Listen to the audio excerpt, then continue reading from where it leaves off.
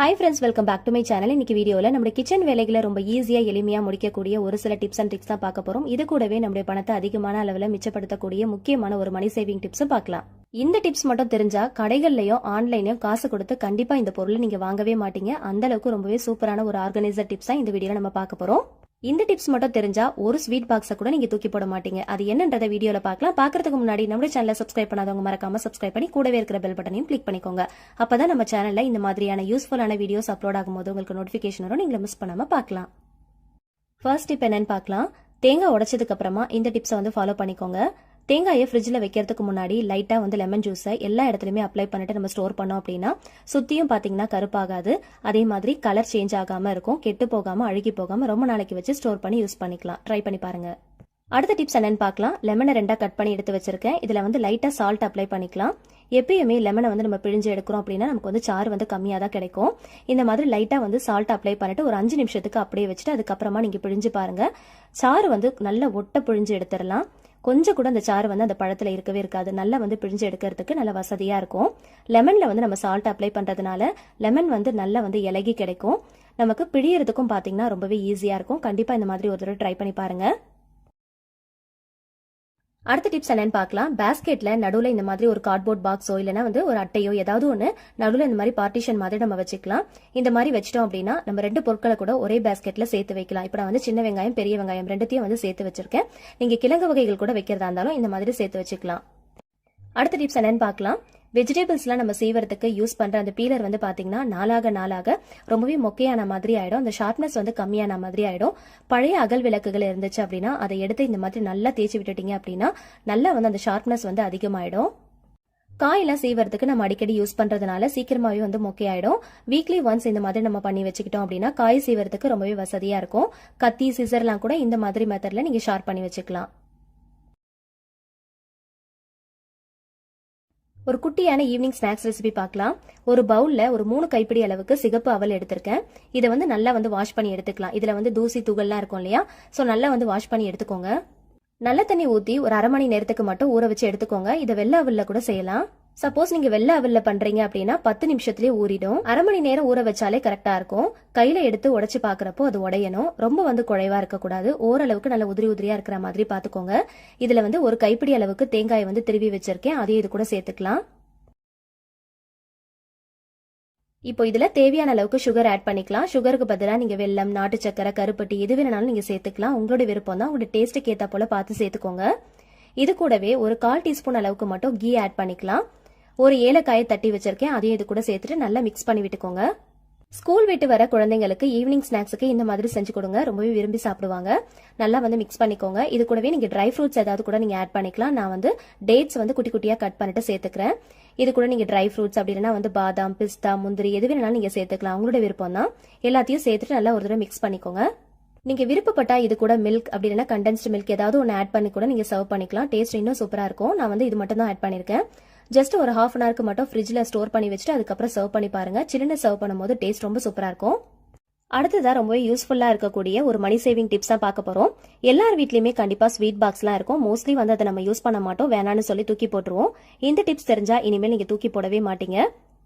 First bottom சைட்ல 1 inch ஹைட்டுக்கு gap விட்டுக்கோங்க. அதுக்கப்புறமா ஸ்கேல் யூஸ் பண்ணி 2 இன்ச் கேப்ல நீங்க மார்க் பண்ணி எடுத்துக்கோங்க. அதாவது 2, 4, 6, 8, 10, 12 இந்த மாதிரி நீங்க மார்க் பண்ணி எடுத்துக்கோங்க. ஜஸ்ட் மார்க்கரோ இல்ல பெண்ணோ வச்சு நீங்க மார்க் பண்ணி எடுத்துக்கோங்க. 2 சைடுமே நம்ம மார்க் பண்ணணும். இந்த சைடுமே நம்ம மார்க் பண்ணணும். அதே மாதிரி இதுக்கு ஆப்போசிட் சைட்லயுமே நம்ம மார்க் பண்ணி எடுத்துக்கலாம். ஈவனா ஒரே மாதிரி இருக்கிற மாதிரி பார்த்து மார்க் பண்ணி எடுத்துக்கோங்க. இப்போ மார்க் பண்ண இடத்துல நம்ம ஹோல்ஸ் போட்டு எடுத்துக்கலாம். 2 சைடுமே மார்க் பண்ணிட்டு ஹோல்ஸ் போட்டு எடுத்திருக்கேன். ரொம்ப சின்னதாவும் போடக்கூடாது, ரொம்ப பெருசாவும் போடக்கூடாது. மீடியம் சைஸ்ல ஹோல்ஸ் போட்டு எடுத்துக்கோங்க. 2 சைடு போட்டிருக்கிற ஹோல்ஸுமே நேருக்கு நேரா இருக்கிற மாதிரி பாத்துக்கோங்க. கொஞ்சம் முன்ன பின்ன இருந்தா பரவாயில்ல. இப்போ தென்னந்தொடப்பத்துடைய குச்சியை தான் எடுத்திருக்கேன். எத்தனை ஹோல்ஸ் போட்டிருக்கோமோ அத்தனை ஹோல்ஸுக்கு தேவையான குச்சியை நம்ம ரெடி பண்ணி எடுத்துக்கலாம். இந்த குச்சியை பாத்தீங்கன்னா நீங்க கட் பண்ணும்போது அந்த பாக்ஸ்ல வச்சு கரெக்டான அந்த சைஸ்க்கு ஏத்த மாதிரி கட் பண்ணி எடுத்துக்கோங்க. தென்னந்தொடப்பத்துடைய குச்சி பாத்தீங்கன்னா கையில குத்தும். சோ அதனால நல்லா கத்தியை வச்சு சீவிட்டு நல்லா வாஷ் பண்ணிட்டு சுத்தமா தொடச்சி எடுத்துக்கோங்க. இப்போ நம்ம போட்டு வச்சிருக்கிற அந்த ஹோல்ஸ்ல 2 பக்கமும் நேருக்கு நேரா இருக்கிற மாதிரி இந்த குச்சியை உள்ள விட்டு நல்லா சொருகி விட்டுக்கலாம். அதே போல தென்னந்தொடப்பத்துல மேல் பகுதியில் இருக்கிற குச்சியா பார்த்து கட் பண்ணி எடுத்துக்கோங்க. அது வந்து கொஞ்சம் திக்னஸ் வந்து அதிகமா இருக்கும். அடியில வந்து பாத்தீங்கன்னா ரொம்ப மெல்லிசா இருக்கிற மாதிரி இருக்கும். சோ அதனால மேல இருக்கிற மாதிரி பார்த்து கட் பண்ணி எடுத்துக்கோங்க. இந்த ஹோல்ஸ்ல கரெக்டா ஃபிட்டா இருக்கிற மாதிரி பார்த்து குச்சியை வந்து செலக்ட் பண்ணி எடுத்துக்கோங்க. அதே மாதிரி நம்ம ஹோல்ஸ் போடும் போது பார்த்து சின்னதா போட்டுக்கோங்க. ரொம்ப பெருசா போட்டுட்டோம் அப்படின்னா குச்சி வந்து கரெக்டா வந்து ஃபிட்டா இருக்காது. இப்போ வந்து நல்லா வந்து கரெக்டா ஃபிட்டா இருக்கிற மாதிரி போட்டாச்சு. இப்போ ரெண்டு சைடுமே எக்ஸ்ட்ரா இருக்கிற குச்சிகளை வந்து கட் பண்ணி எடுத்துடலாம். ரொம்ப கட் பண்ணிடக்கூடாது. லைட்டா வந்து கொஞ்சமா விட்டுட்டு கட் பண்ணி எடுத்துக்கோங்க. அப்பதான் வந்து ஹோல்ஸ்ல வந்து கரெக்டா ஃபிட்டா நிற்கும். அதுக்காக தான். நமக்கு தேவையான ஆர்கனைசர் ரொம்பவே சூப்பரா ரெடி ஆயிடுச்சு. இப்போ இதில் என்ன பண்ண போறோம் அப்படின்னு பாத்தீங்கன்னா வெஜிடபிள்ஸ் தான் நம்ம ஸ்டோர் பண்ணி வைக்க போறோம். வெஜிடபிள்ஸ்லாம் நம்ம பாக்ஸ்ல டைரக்டா அப்படியே போட்டு ஸ்டோர் பண்ணி வச்சோம் அப்படின்னா சீக்கிரமா வந்து தண்ணி விட்டா மாதிரி ஆயிடும். அந்த தண்ணி விடுறதுனால ஒரு சில வெஜிடபிள்ஸ் வந்து பாத்தீங்கன்னா கலர் சேஞ்ச் ஆயிடும். ஒரு சிலது பாத்தீங்கன்னா அழுகி போயிடும், கெட்டு போயிடும். சோ அந்த மாதிரி ஆகாம இருக்கிறதுக்கு தான் இந்த மாதிரி பாக்ஸ் வந்து நம்ம ரெடி பண்ணிருக்கோம். இப்போ இதுல நான் உங்களுக்கு பீன்ஸ் வந்து வச்சு காட்டியிருக்கேன். எந்த வெஜிடபிள்ஸ் வேணாலும் இந்த மாதிரி வச்சு ஸ்டோர் பண்ணிக்கலாம். நம்ம வந்து வைக்கிற வெஜிடபிள்ஸ்ல வந்து பாத்தீங்கன்னா தண்ணி விட்டாலுமே அந்த குச்சிக்கு கீழே வந்து பாட்டம்ல போய் தங்கிடும். இந்த குச்சி வந்து அடியில இருக்கிறதுனால நமக்கு வெஜிடபிள்ஸ்ல அந்த தண்ணி வந்து நமக்கு சுத்தமா படவே படாது. இதனால வெஜிடபிள்ஸ் கெட்டு போகாம அழுகி போகாம நம்ம ரொம்ப நாளைக்கு வச்சு ஸ்டோர் பண்ணி யூஸ் பண்ணிக்கலாம். நம்ம பாட்டம் சைட்ல 1 இன்ச் கேப்புக்கு ஹைட் விட்டோம் இல்லையா? சோ அந்த ஹைட்ல தான் நமக்கு வந்து தண்ணி எல்லாமே கீழே இருக்கும். அது வந்து வெஜிடபிள்ஸ்ல டச் ஆகாது. சோ வெஜிடபிள்ஸும் பாத்தீங்கன்னா ரொம்ப நாளைக்கு வச்சு ஸ்டோர் பண்ணி நல்லா ஃப்ரெஷ்ஷா யூஸ் பண்ணிக்கலாம். இப்போ ரீசன்ட் டேஸ்ல ரொம்ப ட்ரெண்டிங்கா இருக்கக்கூடிய ஒரு பொருள் என்னன்னு பாத்தீங்கன்னா vegetable storage container with drain பிளேட்டோட கிடைக்குது அப்படின்றது தான். இது மோஸ்ட்லி வந்து பாத்தீங்கன்னா 800 வரைக்கும் சார்ஜ் பண்றாங்க. ஸோ இதை நம்ம வாங்கணும் அப்படின்னா கண்டிப்பாக ஃப்ரூட்ஸ், வெஜிடபிள், நான்வெஜ் இதெல்லாமே ஸ்டோர் பண்ணுறதுக்கு அதிகமான அளவில் நம்ம பாக்ஸ்லாம் வாங்குற மாதிரி இருக்கும். ஸோ ஈவன் இதில் நீங்கள் நான்வெஜ் கூட ஸ்டோர் பண்ணி வச்சுக்கலாம். ஸோ அதிகமாக காசு கொடுத்து கடையில் வாங்காமல் வீட்டில் இருக்கிற ஸ்வீட் பாக்ஸும் தென்னந்தொடப்பத்துடைய குச்சியும் வச்சு நம்ம ஈஸியாக நம்மளே வந்து எவ்வளோ பாக்ஸ் வேணாலும் ரெடி பண்ணிக்கலாம். இதனால நமக்கு நிறைய பணமும் மிச்சமாகும். கண்டிப்பாக இந்த மாதிரி ட்ரை பண்ணி பாருங்க. வெயிட்லெஸ்ஸாக இருக்கிற வெஜிடபிள்ஸ் மட்டும் இல்லைங்க, வெயிட்டாக இருக்கிற வெஜிடபிள்ஸ் கூட நீங்கள் வச்சு ஸ்டோர் பண்ணி எடுத்துக்கலாம். ஆனா நீங்க ஸ்டோர் பண்ண போற வெஜிடபிள்ஸ்க்கு ஏத்த மாதிரி ஹைட்டும் லென்த்தும் இருக்கிற மாதிரி மட்டும் பார்த்து எடுத்துக்கோங்க. அப்படி இல்லை அப்படின்னா வெஜிடபிள்ஸை கட் பண்ணி கூட நம்ம வச்சு யூஸ் பண்ணிக்கலாம். ரொம்பவே சூப்பரா இருக்கும். கண்டிப்பா ட்ரை பண்ணி பாருங்க. ஸோ இந்த குச்சி வைக்கிறதுனால நம்ம யூஸ் பண்ற வெஜிடபிள்ஸ்ல இருக்கக்கூடிய அந்த தண்ணி எல்லாம் பாத்தீங்கன்னா இதுவே நல்லா ட்ரைன் பண்ணி கொடுக்கும். ஸோ எதுவுமே வந்து கெட்டு போகாம ரொம்ப நாளைக்கு ஃப்ரெஷ்ஷா வச்சு யூஸ் பண்ணிக்கலாம். இதுல நீங்க வந்து புதினா, கொத்தமல்லி இந்த மாதிரி லெமன்லாம் கூட வச்சு ஸ்டோர் பண்ணி யூஸ் பண்ணிக்கலாம். கண்டிப்பா ட்ரை பண்ணி பாருங்க. ரொம்பவே சூப்பரா ஒர்க் அவுட் ஆகும். அடுத்த டிப்ஸ் என்னன்னு பார்க்கலாம். வீட்டில் நம்ம யூஸ் பண்ணாத டீ கப் இந்த மாதிரி நல்ல பெரிய கப்பா இருந்துச்சுன்னா எடுத்துக்கோங்க. அதுல 2 ரப்பர் பேண்ட் எடுத்து இந்த மாதிரி ஜிக்ஸாக்கா போட்டுக்கோங்க.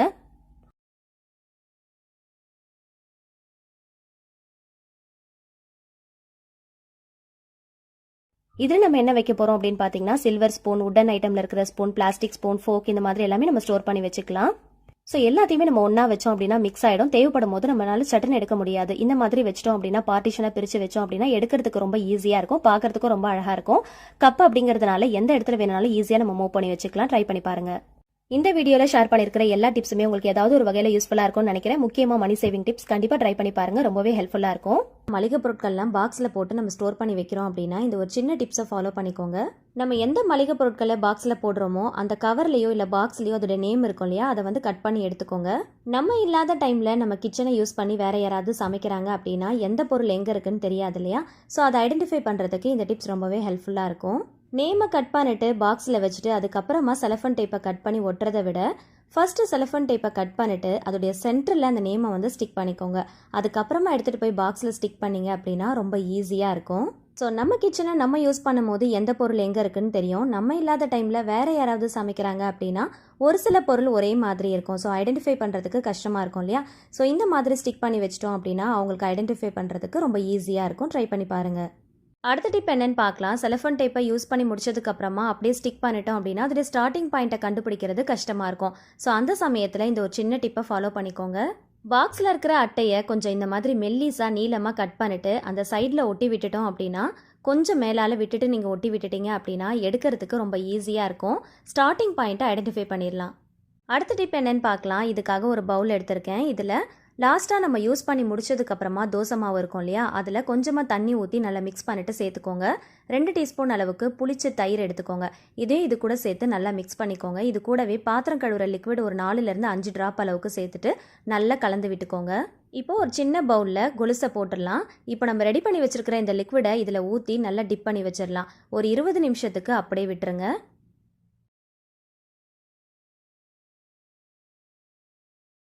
இதுக்கப்புறமா ஒரு 20 நிமிஷம் கழித்து எடுத்துகிட்டு டூத் ப்ரஷ் வச்சு நல்லா வாஷ் பண்ணிங்க அப்படின்னா அதில் இருக்கிற அழுக்குகள் எல்லாமே கரைஞ்சி வர ஆரம்பிக்கும். இப்போ நான் உங்களுக்கு ஜூம் பண்ணி காட்டியிருக்கேன் பாருங்கள். நம்ம தேய்க்கும் போது அதில் இருக்கிற அந்த கருமை நிறம் எல்லாமே கரைஞ்சி வர ஆரம்பிக்கும். பழைய வெள்ளி நகைகள்லாம் வச்சுருக்கீங்க அப்படின்னா ரொம்ப கருத்து போயிடுச்சுன்னா இந்த டிப்பை ஃபாலோ பண்ணி நீங்கள் வாஷ் பண்ணி வச்சிங்க அப்படின்னா நல்லா புதுசு போல் நல்லா பளிச்சுன்னு நல்லா பளபளன்னு இருக்கும். ஆல்ரெடி இதுக்காக நிறைய டிப்ஸ் நிறைய வீடியோவில் நான் ஷேர் பண்ணியிருக்கேன். இருந்தாலும் இந்த டிப்பையும் நீங்கள் ட்ரை பண்ணி பாருங்கள். இப்போ நல்லா வந்து தேய்ச்சதுக்கப்புறமா தண்ணியில் வந்து லைட்டாக வந்து வாஷ் பண்ணி எடுத்தாலே போதும், நல்லா பளிச்சுன்னு இருக்கும். ஸோ வீட்டில் இருக்கிற பழைய வெள்ளி பொருட்களை புதுசாக மாற்றுறதுக்கு கொஞ்சமாக புளிச்ச தயிரும் பழைய மாவும் இருந்துச்சுன்னா போதும். கடைசியாக நம்ம தோசைலாம் சுட்டதுக்கப்புறமா அந்த மாவு வச்சுருப்போம் இல்லையா, அதை யூஸ் பண்ணி கொஞ்சமாக தயிர் யூஸ் பண்ணி இந்த மாதிரி வாஷ் பண்ணி வச்சுக்கோங்க. ஸோ ரொம்ப ஈஸியான மெத்தட், கண்டிப்பாக ட்ரை பண்ணி பாருங்கள். எக்ஸ்ட்ராவாக எந்த லிக்விடும் சோப்பும் போட்டு நீங்கள் வாஷ் பண்ண தேவையில்லை. அடுத்த டிப் என்னன்னு பார்க்கலாம். எப்பயுமே முட்டையை வச்சு ஏதாவது ஒரு ரெசிபி செய்கிறோம் அப்படின்னா ஃபஸ்ட்டு ஒரு கிண்ணத்தில் உடச்சி பார்த்துட்டு அதுக்கப்புறமா அந்த ரெசிபியில் சேர்த்துக்கோங்க. டைரெக்டாக நம்ம செய்கிற ரெசிபிலேயே முட்டையை அப்படியே உடச்சி ஊற்றணும் அப்படின்னா சம்டைம்ஸ் வந்து அது கெட்டு போயிருந்தது அப்படின்னா நம்ம செய்கிற அந்த பொருளே வீணாக போயிடும். இப்போது முட்டை பொடிமா செய்கிறதுக்கு தேவையான எல்லா பொருட்களையுமே நான் சேர்த்துட்டேன். சேர்த்ததுக்கப்புறமா நல்லா மிக்ஸ் பண்ணி விட்டுட்டே இருக்கணும். மிக்ஸ் பண்ணும் போது இந்த மாதிரி சில்வர் கடாயெலாம் நம்ம யூஸ் பண்ணி பொடிமாஸ்லாம் பண்ணுறோம் அப்படின்னா கண்டிப்பாக அந்த கடாயில் வந்து ஒட்ட ஆரம்பிக்கும், சீக்கிரமாக அடிப்பிடிச்சா மாதிரி ஆகிடும். அதை அவாய்ட் பண்ணுறதுக்காக கொஞ்சமாக எலுமிச்சை பழத்தை பிழிஞ்சு விட்டுட்டீங்க அப்படின்னா டேஸ்ட்டும் நல்லாயிருக்கும். முட்டையும் பார்த்தீங்கன்னா கடாயில் ஒட்டாமல் அடிப்பிடிக்காமல் வரும். முட்டையில் ஏதாவது ட்ரையாக ரெசிபி பண்ணுறீங்க அப்படின்னா கடாயில் ஒட்டாமல் இருக்கிறதுக்காக கொஞ்சமாக லெமன் ஜூஸ் ஆட் பண்ணிக்கோங்க. அடுத்த டிப் என்னன்னு பார்க்கலாம். ஒரு பவுலில் ஒரு கைப்பிடி அளவுக்கு நறுக்கின வெங்காயம், காஞ்ச வத்தல், கருவேப்பிலை, இஞ்சி பூண்டு பேஸ்ட், தேவையான அளவுக்கு கொஞ்சமாக உப்பு, 3 முட்டை உடச்சி ஊற்றிக்கோங்க. இது கூடவே கொஞ்சமாக பெப்பர், ஜீரகத்தூள் ஆட் பண்ணிக்கோங்க. 1 டீஸ்பூன் அளவுக்கு ஆயில் சேர்த்துக்கோங்க. எப்பயுமே முட்டை ஆம்லேட்லாம் செய்யும் போது 1 டேபிள் ஸ்பூன் அளவுக்கு கடலை மாவும் கூடவே காய்ச்சி ஆற வச்ச பால் 2லேருந்து 3 டேபிள் ஸ்பூன் அளவுக்கு சேர்த்துட்டு நல்லா பீட் பண்ணிக்கோங்க. எப்பயுமே முட்டை ஆம்லேட் செய்யும் போது கொஞ்சமாக காய்ச்சி ஆற வச்ச பாலும் இந்த மாதிரி கொஞ்சம் கடலை மாவும் சேர்த்துட்டு நல்லா பீட் பண்ணிட்டு செஞ்சு பாருங்கள். நம்ம செய்கிற முட்டை ஆம்லேட் நல்லா ஃப்ளஃபியாக வரும். சில நேரங்களில் முட்டை ஆம்லேட்லாம் நம்ம செஞ்சு வச்சிட்டோம் அப்படின்னா கொஞ்சம் நேரம் ஆயிடுச்சு அப்படின்னா அதோட சாஃப்ட்னஸ் வந்து போயிடும், அடியில் கொஞ்சம் காஞ்சி போன மாதிரி ஆகிடும்.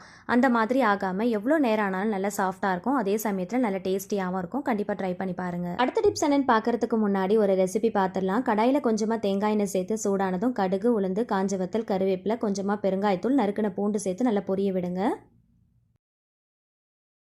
3 பெரிய வெங்காயத்தை நறுக்கிட்டு சேர்த்துருக்கேன். இது கூடவே தேவையான அளவுக்கு உப்பு சேர்த்து நல்லா வதக்கிக்கோங்க. வெங்காயம் கொஞ்சம் அதிகமாகவே சேர்த்துக்கோங்க. வெங்காயம் நல்லா வதங்கினதும் காராமணி காயை இந்த மாதிரி நீல வாக்கில் கட் பண்ணி வச்சுருக்கேன், அதையும் இது கூட சேர்த்து பச்சை வாசனை போகிற அளவுக்கு நல்லா வதக்கிக்கோங்க. காய் நல்லா வதங்கினதும் கொஞ்சமாக மஞ்சத்தூள் சேர்த்து நல்லா வதக்கிட்டு தேவையான அளவுக்கு வாட்டர் சேர்த்துக்கோங்க. காய் மூழ்கிற அளவுக்கு வாட்டர் சேர்த்துட்டு நல்லா மிக்ஸ் பண்ணிவிட்டு மூடி போட்டு ஒரு 10லேருந்து 15 நிமிஷத்துக்கு மீடியம் ஃப்ளேமில் வச்சு நல்லா வேக விட்டிங்கன்னா காராமணி பொரியல் ரெடி ஆயிடுச்சு. கூடவே கொஞ்சம் துருவின தேங்காய் சேர்த்து சர்வ் பண்ணிங்கன்னா ரொம்ப டேஸ்ட்டாக இருக்கும். ட்ரை பண்ணி பாருங்கள். அடுத்த டிப் என்னன்னு பார்க்கலாம். இதுக்காக ஒரு பில்லோ கவர் தான் எடுத்திருக்கேன். இது 2 விஷயத்துக்காக நம்ம யூஸ் பண்ண போகிறோம். ஃபர்ஸ்ட் திங் என்னன்னு பார்த்தீங்கன்னா, சடனாக கெஸ்ட்டுங்க யாராவது வந்துட்டாங்கன்னா பில்லோ பத்தலை அப்படின்னா இந்த டிப்பை ஃபாலோ பண்ணிக்கோங்க. கண்டிப்பாக நம்மக்கிட்ட பெட்ஷீட்ஸ், பழைய காட்டன் சாரீஸ், ரேஷன் கடையில் கொடுக்குற சாரீஸ்லாம் வச்சுருப்போம் இல்லையா, ஸோ அதெல்லாமே எடுத்து இந்த மாதிரி மடிச்சுட்டு பில்லோக்குள்ளே போட்டுட்டு நம்ம பில்லோ மாதிரி ரெடி பண்ணி அந்த டைமுக்கு நம்ம எமர்ஜென்சி டைமில் யூஸ் பண்ணிக்கலாம்.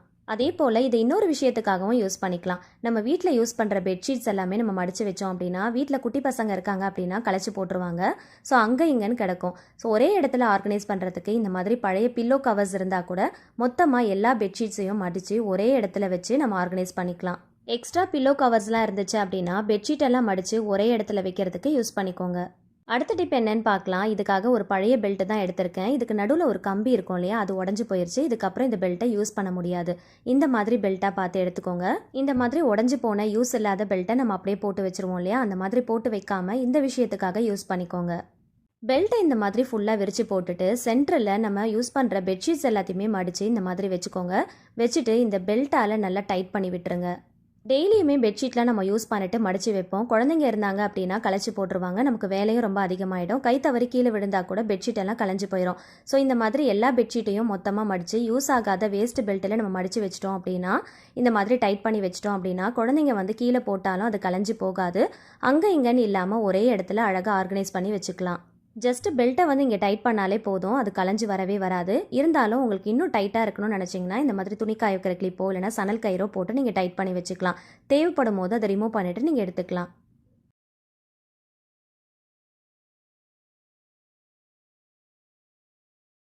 அப்படி இல்லைனா பெல்ட்டை நல்லா டைட் பண்ணிவிட்டு பின்பக்கமாக திருப்பி இந்த மாதிரி லைட்டாக மாட்டி விட்டாலே போதும், சுத்தமாக கழண்டி வரவே வராது. ஸோ யூஸ் பண்ணாத உடஞ்சி போன பழைய பெல்ட் இருந்துச்சுன்னா அதை தூக்கி போட்டுறாமல் எடுத்து வச்சுக்கோங்க. இந்த மாதிரி ஆர்கனைஸ் பண்ணுறதுக்கு நம்ம யூஸ் பண்ணிக்கலாம். ஸோ கண்டிப்பாக ட்ரை பண்ணி பாருங்கள், ரொம்பவே யூஸ்ஃபுல்லாக இருக்கும். அடுத்த டிப் என்னன்னு பார்க்கலாம். இதுக்காக ஒரு டிஷ்யூ பேப்பர் எடுத்து இந்த மாதிரி 4ஆக கட் பண்ணிவிட்டு அகைன் இதை 2 கட் பண்ணி எடுத்துக்கலாம். இந்த மாதிரி சின்ன சின்ன பீசஸாக கட் பண்ணி இதில் 2 லவங்கம் வச்சு நல்லா மடித்து எடுத்துக்கோங்க. கொஞ்சம் கூட வெளியில் பிரிஞ்சு வராத அளவுக்கு நல்லா மடித்து எடுத்துக்கோங்க.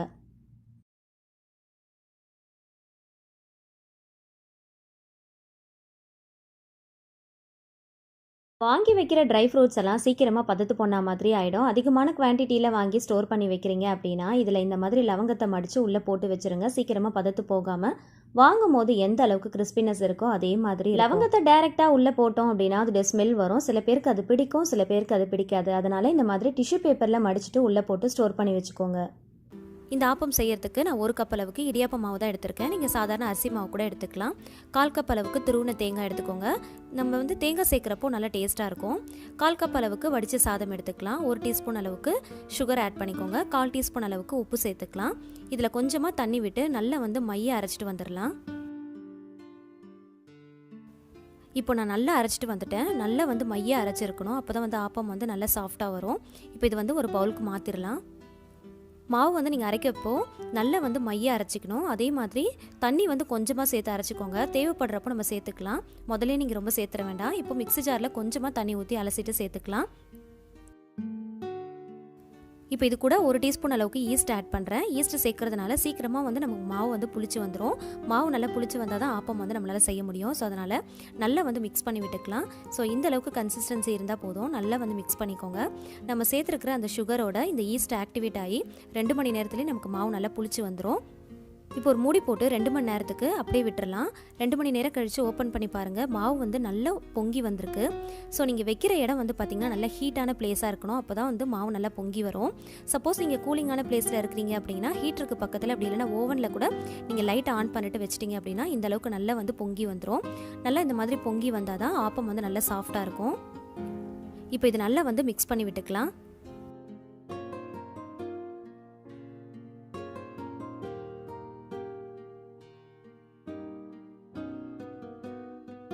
இப்போ இதில் அகைன் 1 டீஸ்பூன் அளவுக்கு நான் சுகர் ஆட் பண்ணியிருக்கேன்.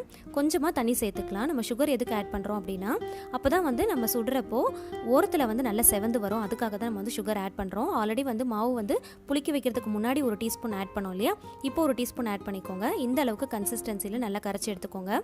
ரொம்ப தண்ணியாக இருக்கக்கூடாது. தோசை மாவை விட கொஞ்சம் தண்ணி பதத்துக்கு இருக்கணும். ஸோ கெட்டியாகவும் இருக்கக்கூடாது, தண்ணியாகவும் இருக்கக்கூடாது. இந்த கன்சிஸ்டன்சிக்கு கரைச்சி எடுத்துக்கோங்க. இப்போ ஆப்பக்கடாயை சூடுபடுத்தியிருக்கேன். இதில் நீங்கள் எண்ணெய்லாம் எதுவுமே தேய்க்கணும்னு அவசியமே கிடையாது. நல்லா சூடானதுக்கப்புறமா மாவு அள்ளி ஊற்றிட்டு நல்லா இந்த சுற்றி விடுறப்போ நல்லா அந்த புஷ்ஷுன்னு சவுண்டு வரணும். மாவு ஊற்றுனதுக்கப்புறமா இந்த மாதிரி நல்லா சுற்றி விடுங்க. அப்போ தான் ஓரத்துலலாம் நல்ல முருகலாக நல்லா செவந்து வரும். நடுவில் பார்த்திங்கன்னா நல்லா சாஃப்டாக இருக்கும். இப்போ ஓரத்தில் கொஞ்சமாக நம்ம ஆயில் அப்ளை பண்ணிவிட்டு மூடி போட்டு நம்ம வேக வச்சுக்கலாம். ஒரு 3 நிமிஷத்துக்கு அப்புறம் ஓப்பன் பண்ணி பார்த்தாலே தெரியும். நல்லா ஓரத்துலலாம் நல்லா செவந்து வந்திருக்கு பாருங்கள். நடுவில் நல்லா சாஃப்டாக இருக்குது. ரொம்ப சூப்பரான ஆப்பம் ரெடி ஆயிடுச்சு. நம்ம இதில் சுகர் ஆட் பண்ணதுனால ஓரத்துலலாம் பார்த்திங்கன்னா நல்லா செவந்து வந்திருக்கும். இதே மாதிரி நம்ம எல்லா ஆப்பத்தையுமே ஊற்றி எடுத்துக்கலாம். நீங்கள் ஊற்றுறப்பவே நல்ல புஷ்ஷுன்னு ஒரு சவுண்டு வரும். நல்லா சுற்றி விட்டுக்கோங்க. அப்போ தான் ஓரத்துலலாம் நல்லா செவந்து வரும். நடுவில் சாஃப்டாக இருக்கும். ஓரத்தில் மட்டும் லைட்டாக ஆயில் அப்ளை பண்ணிவிட்டு மூடி போட்டு ஒரு 3 நிமிஷத்துக்கு மட்டும் நீங்கள் வேக வச்சாலே போதும். ஆப்பம்லாம் சீக்கிரமாக வெந்து வந்துடும். ஆப்பம், இடியாப்பம் எல்லாமே சீக்கிரமாக வேகக்கூடிய பொருள் தான். இதே போல் நம்ம எல்லா ஆப்பத்தையுமே ஊற்றி எடுத்துக்கலாம். நான் எடுத்துருக்கிற இந்த குவான்டிட்டி அளவில் நான் ஒரு 7 ஆப்பம் கிட்ட சுட்டி எடுத்தேன். ஸோ நீங்கள் உங்களுக்கு எந்த அளவுக்கு குவான்டிட்டி வேணுமோ அந்த அளவுக்கு நீங்கள் ஆட் பண்ணிக்கோங்க. 1 கப் நீங்கள் மாவுக்கு 1/4 கப் அளவுக்கு தேங்காய், 1/4 கப் அளவுக்கு வடித்த சாதம் நமக்கு கரெக்டாக இருக்கும். ஸோ நீங்கள் அதிகமாக செய்கிறீங்க அப்படின்னா அதுக்கேற்ற போல் அளவுகளை கூட்டிக்கவோ குறைச்சிக்கவோ செஞ்சுக்கலாம். இப்போ இந்த ஆப்பத்து கூட 1 கப் அளவுக்கு தேங்காய் பால் வச்சு சர்வ் பண்ணிடலாம். இது கூட நாட்டு சக்கரை வச்சு சர்வ் பண்ணும்போது ரொம்ப சூப்பராக இருக்கும். நீங்கள் வெஜ் பிரியராக இருந்தீங்க அப்படின்னா வெஜ் குருமா ரொம்ப நல்லாயிருக்கும். இல்லை நான்வெஜ் பிரியராக இருந்தீங்க அப்படின்னா ஆட்டுக்கால் பாயா, மட்டன் கறி, சிக்கன் குழம்பு இந்த மாதிரி எது வேணாலும் நீங்கள் வச்சு சர்வ் பண்ணலாம். ரொம்ப டேஸ்ட்டாக இருக்கும். இப்போ பாருங்கள், ரொம்ப சாஃப்டாக ரொம்ப சூப்பராக வந்திருக்கு. நல்லா சுற்றியும் பார்த்திங்கன்னா நல்லா முருகலாக செவந்திருக்கும். நடுவில் நல்லா சாஃப்டாக பஞ்சு போல் இருக்கும். நம்ம மாவு அரைச்சி செய்கிற ஆப்பத்துக்கும் இந்த ஆப்பத்துக்கும் கொஞ்சம் கூட எனக்கு டிஃப்ரென்ஸ் தெரியவே இல்லை. டெக்ஸ்சரும் அதே மாதிரி தான் இருந்துச்சு. அதே போல் டேஸ்ட்டும் பார்த்திங்கன்னா ஒரே மாதிரி தான் இருந்துச்சு. கொஞ்சம் கூட டிஃப்ரென்ஸ் தெரியல. ஆனால் இதில் நம்ம ஈஸ்ட்டு சேர்க்கறதுனால அந்த ஈஸ்ட்டுடைய டேஸ்ட் மட்டும் நமக்கு லைட்டாக தெரியும்.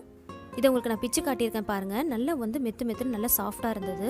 ரொம்ப சூப்பராக இருந்துச்சு. கண்டிப்பாக இந்த ரெசிபி நீங்கள் ட்ரை பண்ணி பாருங்கள். பார்த்துட்டு எப்படி வந்துச்சுன்றதை ஃபீட்பேக்கை ஷேர் பண்ணுங்கள். இந்த வீடியோ பிடிச்சிருந்துச்சுன்னா மறக்காமல் லைக் பண்ணி உங்களோட ஃபேமிலி அண்ட் ஃப்ரெண்ட்ஸ் கூட ஷேர் பண்ணுங்கள். நம்மளோட சேனலை சப்ஸ்கிரைப் பண்ணி தொடர்ந்து சப்போர்ட் பண்ணுங்கள். Thank you so much. கீப் வாட்சிங்.